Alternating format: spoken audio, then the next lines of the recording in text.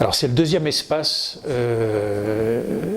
au monde, après celui des États-Unis. Peut-être que dans quelques mois, nous battrons les États-Unis.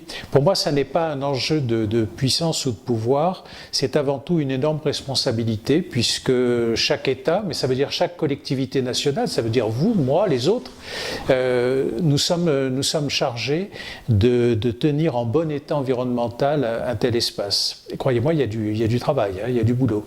C'est donc une énorme responsabilité qui, à mon sens, je ne devrais pas le dire, mais n'est pas prise suffisamment en compte par la société française, qui a vite fait de dire cocorico, on a le deuxième espace maritime au monde, en oubliant que cet espace maritime, il faut l'entretenir, il faut l'utiliser, bien entendu, il faut l'utiliser, mais sagement, de manière durable, comme on dit maintenant, et voilà, c'est à cela que je pense quand je parle de l'espace maritime français.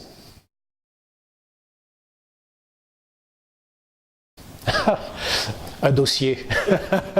Dans les terres australes et antarctiques françaises, c'est à la fois professionnellement, oui, plusieurs dossiers complexes, mais c'est également aussi le rêve, parce que j'adorerais avoir la chance d'aller sur le Marion Dufresne, du côté des îles Kerguelen, Amsterdam et Crozet, pour la beauté des paysages, pour la force des embruns que l'on doit ressentir et des discussions qui doivent avoir lieu sur un bateau comme ça, où se mêlent des marins, des scientifiques et des touristes, peu nombreux, mais qui ont tous un point commun, ce sont des amoureux de la mer.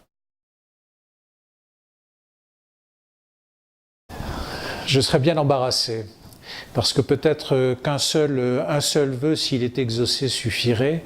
Ce serait que l'homme prenne enfin conscience du mal qu'il fait aux océans, et au-delà de cette conscience, qu'il ait vraiment l'envie de remédier à son attitude. Alors là-dedans, vous pouvez mettre des millions de vœux ou un seul vœu, à vous de choisir, mais pour moi, c'est ça l'essentiel. Ah oui, comme je vous l'ai dit, commandant dans la marine marchande. J'aurais adoré, en plus, enfin, j'ai quand même déjà un certain âge qui m'a permis de voir toute l'évolution des navires de charge, comme on dit, des cargos et des paquebots. Et j'adorais l'esthétique des cargos des années 70. Et j'aurais vraiment beaucoup aimé être commandant sur un navire de ce type-là. Le jour où, pour la première fois, j'ai mis un masque et un tuba, c'était en Méditerranée, dans une réserve en Espagne, et que j'ai pu découvrir ce monde merveilleux que je soupçonnais, mais que je n'imaginais pas si beau.